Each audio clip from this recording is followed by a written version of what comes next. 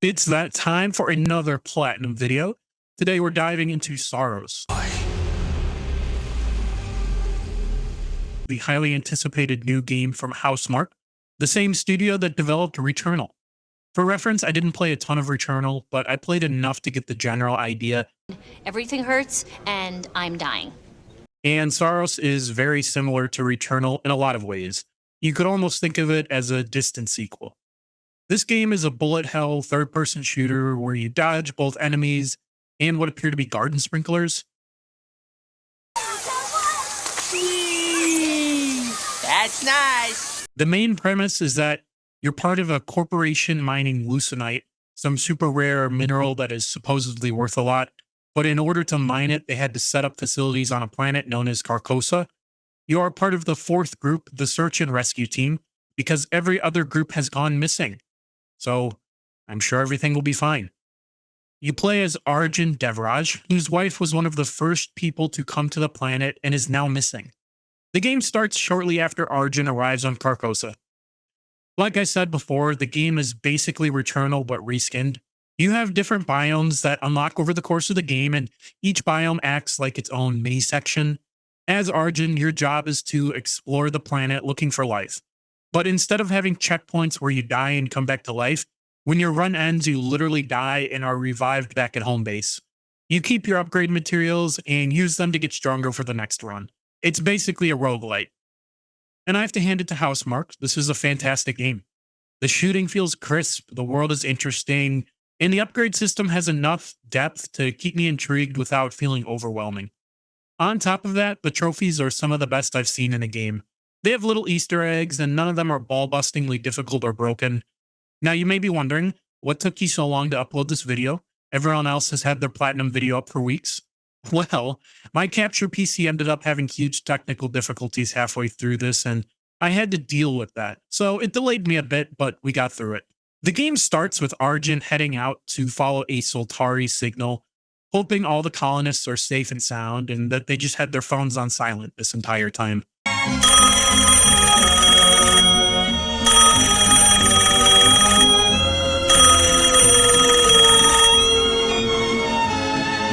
Like every third-person shooter, there was a mini tutorial section and I was on my way.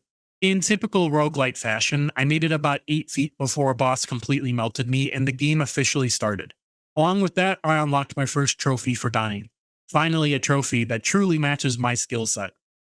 I am somehow magically resurrected, but don't worry, this mechanic is explained later. One of my coworkers who stayed back while I was out snapped and tried to kill me before getting put down. This is what happens. You go out, work a hard day, and expect to come home to a hot meal and shower. Instead, you almost get murdered. Corporate America for you. My coworkers informed me that I've actually been gone for days, even though for me it felt like only a few hours. Somehow I am to blame for this, despite the fact that I would like to point out that I'm the only one actually doing anything. This becomes a common theme throughout the game. I head back out, begin another run, and the official cycle of the game begins. As I mentioned before, the game is broken up into biomes. Once you complete a biome, you can fast travel back to it and continue roughly where you left off. Each biome has a major boss at the end that you need to beat before moving forward.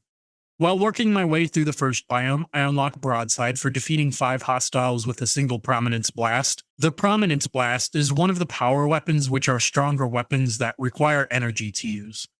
Shortly after that, I unlock Approach Vector for killing a shielded enemy with a mid-air melee attack. Then I get Enforcer for damaging 7 hostiles within 5 seconds with hand cannons. Relentless for landing 50 consecutive shots on hostiles with rifles. And finally, Break the Cycle for absorbing 2021 projectiles using the shield. A nod to Returnal, which came out in 2021. These trophies are the welfare of trophies because they're free, easy, and anyone can get them. You just have to show up. No. Well, yes. I make it to the first boss and actually get a decent way through his health bar before he turns me into putty and sends me back to my very abusive coworkers. I spend some time upgrading my resources, getting turned into stir fry, and eventually cracking the code to beat the first boss, unlocking a trophy in the process. I also unlock one of the best abilities in the game, Second Chance. I don't feel like I need to explain what this does, but for the intellectually challenged, it's a revive that I can use once per run. It doesn't take long before I use it in the second biome and unlock the second chance trophy. The second chance gives me enough oomph to reach the second boss, where I am almost instantly turned into paste, as is the common theme of the game. I spend some time leveling up my gear and working through the biome a few more times. I unlock Atrophy, another power weapon trophy, before finally becoming strong enough to take down Bastion, the second boss. The next section is where I stumbled upon a key part of the game, Nightmare Gates. These are challenging side dungeons that reward the highest tiers of loot and give back a second chance life. Being the alpha gamer that I am, I cleared this with absolutely no trouble and gained back the second life I had lost. I then made it to Rad Boom and almost instantly threw away that second life I had. But I did earn the Fatal Triptych trophy in the process for using 3 lives in a single run. This didn't deter me though. On the next run, I killed the knockoff Pokemon, earning the Rad Boom trophy in the process. Back at the old ranch, coworker Stack has officially gone cuckoo, which ends up being another common theme throughout the game. He's muttering something about the sun and spending all his time painting a mural, yet somehow I'm still the one catching flack for doing nothing. Realizing nothing productive is getting done here, I head to the next biome and begin working my way through it. The first new unlock in this biome is the crossbow, which is actually a pretty decent weapon. This leads me to the All Shall Bow as Bow trophy for hitting 3 hostiles at once with crossbows. A bit further in, I meet Alab, who has apparently just been chilling here. Conveniently, he has an upgrade for my suit that allows me to parry red projectiles. This ends up being a pretty powerful ability and one that leads to multiple trophies later on. I work through this biome, beat Legion, and return to my humble abode only to find that Stack is dead and Sheridan has officially gone cuckoo for Cocoa Puffs. This is what happens when you leave the kids home alone. Clean up in all the aisles. It doesn't really deter me though, since they weren't doing anything anyway, so I head back out. My next few trophies are pretty standard combat ones that I just happen to stumble upon, such as Angle of Attack for defeating a hostile using a Ricochet Nova Lance Slug, Bullet Paradise for dispatching 1995 regular hostiles, that must be a reference to something I don't know, and Catch and Release for using the shield to absorb 3 power bars, then defeating a hostile with a power weapon. After a few attempts, I beat easily the coolest boss of the run so far, the Architect. After a really flashy cutscene, I'll be completely honest, I thought I had completed the game, I really did.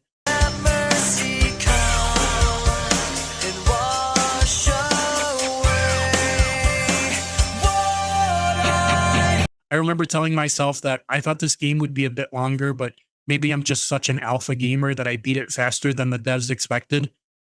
Well, I should have known that was foolish, especially because I thought the Minecraft Platinum was challenging, so no way I was beating the game too quickly. Turns out this was only the end of Act 1. I'll give it to Housemarque though. This Act 1 cinematic was amazing. At this point, I'm not really sure what's going on anymore. The game got kind of artsy and started doing that Dark Souls thing where it stops explaining what's happening and instead flashes weird cutscenes and visions before throwing more bosses at you. I have absolutely no idea what's going on. As usual, I start working through another biome, but this is where things start to get exceptionally interesting. Saros has a mechanic called Carcosan modifiers, which can either increase or decrease the difficulty of the game. These modifiers can do anything from increasing your damage, to giving you additional health, to restoring health when you reach a boss. Each modifier has a cost, but for cowards like myself, you can turn off the modifier cost in the options, which makes the game dramatically easier. And I'm here to get all the trophies, not prove that I'm the greatest gamer ever, so of course, like a baby, I turned this option on and juiced Arjun up. At this point, I was able to work my way back to the shepherd, who had proven to be a challenge earlier, and I turned him into fish food, unlocking the shepherd trophy in the process. Like I said, the game was pretty much a walk in the park at this point. I defeated the next boss, the priestess, also unlocking her trophy in the process. This was the end of Act 2, which was significantly shorter than Act 1. Immediately after this battle came the final battle of the game against the king. Since I was pretty juiced up, I beat him on the first try, and this was actually the end of the game. The game ends with Arjun taking his spot alongside his long-lost wife, Nydia. In the end, Arjun isn't able to overcome the temptation of the sun and loses himself to it. Bummer-ass ending. What the hell is that? But I did get King for defeating the Overlord of the Yellow Shore, and the Blazing Throne for completing Act 3. Then I am suddenly sent back to camp, and the game is telling me to do another cycle. I appear to be in some kind of infinite loop. Very artsy, guys. The devs are clearly Christopher Nolan fans. I head into the banyan tree, a tree that appeared in my camp. When entered, it shows me visions of the past.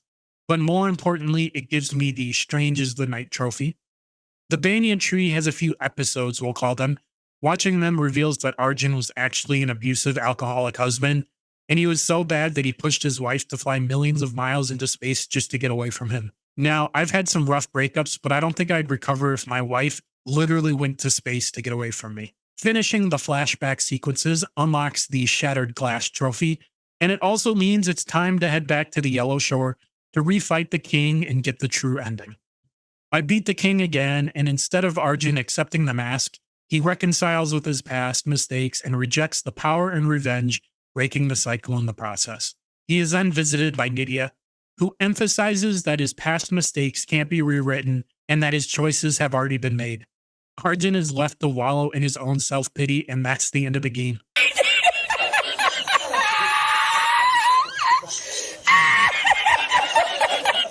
I'm against abusive husbands, so I think it's actually kind of funny. Dude literally goes to space, dies like 100 times, kills a handful of alien bosses, relives his greatest mistakes, kills the final boss again, and still gets rejected. I would throw in the towel at this point. I do get the Let Go trophy for completing all epilogue requirements and defeating the king, as well as Vincible for beating a biome without using a shield. Now, this is where the game gets really interesting. Not because anything else happens in the story, but because the next 5 trophies I unlocked weren't being recorded. That's my boy! Let me explain. I like to play games on my couch, but my capture PC is in my bedroom. So I ran a long HDMI cable from the PC to my PS5. I hit record on my PC, then go sit down in the living room. It's convoluted and unnecessary, but that's how I like things. Well, while I was recording, my PCU's CPU cooler stopped working and my CPU overheated, shutting down the PC. For people who aren't nerds, a CPU is the brain of your computer. It handles the logic, operations, and control of the other parts. Well, that part gets toasty, and if it gets too toasty, it shuts itself off to save itself. The CPU cooler keeps the CPU cool and is a vital part of any PC. Well, my CPU cooler stopped working, which meant my CPU overheated and turned itself off. That shut down my computer and stopped the recording. The reason I'm telling you about my PC setup is to explain why I didn't notice. The recording had stopped and continued playing for another couple of hours. During that time, I went back into the various biomes to work through more trophies. First, I unlocked Soltari R&D for utilizing all traits and variants of a weapon. Then I collected 20 integrity augments, which are rare pickups that raise your max health, earning me the reinforced Carapace trophy. I then got War Within for reaching max corruption level and surviving. Corruption is a status condition that lowers your max health, and it comes from the yellow projectile type. Then I unlocked Overdriven for dispatching 30 hostiles using Overdrive during a single cycle. Overdrive is basically an ultimate move where you launch a cannon out of your chest and deal massive damage. You restore your Overdrive gauge by dealing damage, and at this point, with all the upgrades and the Carcosan modifiers, I was filling it up pretty quickly.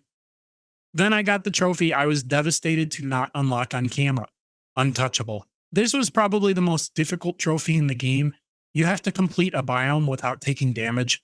Even with the modifiers, this was tough because you can't make a single mistake throughout an entire biome run. After a number of attempts, I unlocked the trophy on the level against Radboon. I thought about doing it again on camera to show an actual run, but I'm just not going to do that. Wave your hands in the air. Wave your hands in the air like you just don't care. The next few trophies were cleanup. First, I got Spread the Cost for landing 7 consecutive shotgun blasts with 100% accuracy. I just found one of the large bosses and shoved the end of my shotgun in its mouth until the trophy unlocked. Next up came Full Arsenal for defeating 25 hostiles with each weapon. I wasn't sure what I had and hadn't completed, so I pulled up the PS5 sidebar, which showed an accurate count at the time that allowed me to tell which weapons were counting and which ones I still needed. The Guinness Book of World Records actually called me after this and told me I'm the first person in history to use that feature. Next, I focused on the Nightmare Gates. These are the challenge dungeons I mentioned earlier. Each biome had one, and to make things a little easier, I saved 6 of 7 for the end game so I wouldn't forget which ones I had already done. This ended up being trivial with the amount of upgrades and Carcosan modifiers I had. Next came my least favorite trophy of the entire run, Fall from Grace. For this trophy, you have to use the environment to eliminate a hostile without shooting it. The only way to do this is to parry an enemy's red projectile attack back at them and make them fall to their death. This was hard simply because there are very few places to do this. You need an enemy strong enough to survive the parry, but also one that can actually fall. Turns out the best place to get this is the Yellow Shore, so I spent some time there specifically hunting for this trophy. After what felt like forever, I finally found an enemy that met the requirements and unlocked Fall from Grace. My next victim was Never Enough, which you get for collecting 20 Halcyon in the Yellow Shore. I basically just had to keep running Yellow Shore until it unlocked. The final trophy was Carcosan Cartographer for using Carcosan modifiers and surviving 33 expeditions. I understood that reference. Clearly, this is a reference to one of the greatest games in recent memory, Expedition 33.